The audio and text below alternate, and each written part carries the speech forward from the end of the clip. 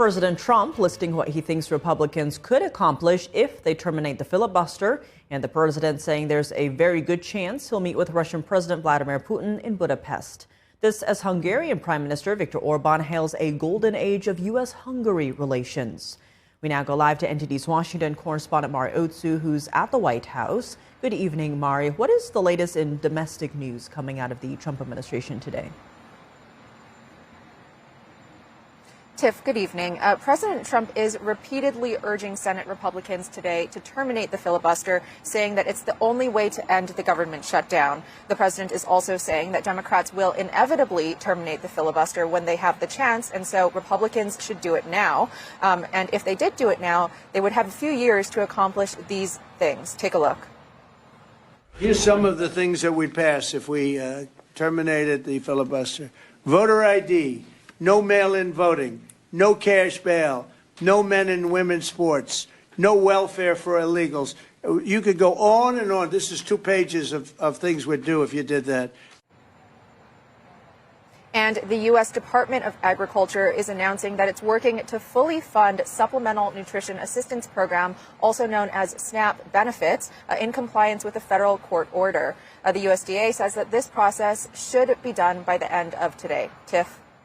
And Mari, moving to foreign affairs now, what is the latest on President Trump's efforts to end the Russia-Ukraine war?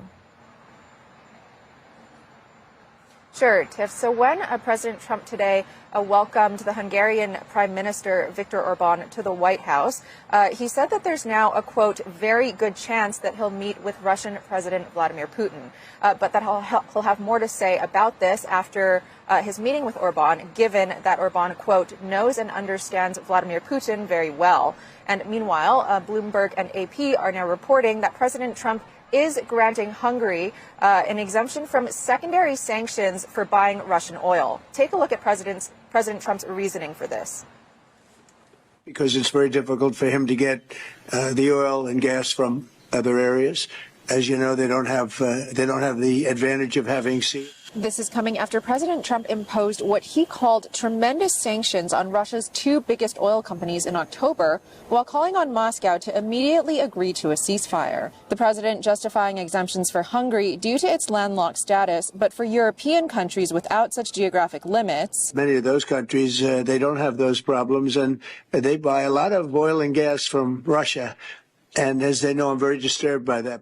Meanwhile, Orban hails his first White House visit in 6 years as a restoration of U.S.-Hungary relations. So now we are in quite a good position to open up a new chapter, let's say a golden age between the United States and Hungary. Orban and President Trump finding common ground in their views on immigration, criticizing European countries for what they call a flood of illegal migration and crime. We are kind of a special island of difference in a liberal ocean in Europe, and we consider ourselves as a modern Christian government. Orban also says that the only pro-peace governments are the U.S. and Hungary. He says that other governments prefer to continue the war because they think that Ukraine can win, calling that a, quote, a misunderstanding. But when President Trump turned to Orban and asked him if Ukraine can win, Orban responded by saying miracles can happen. Tiff, back to you. All right, Mari, thanks for those updates.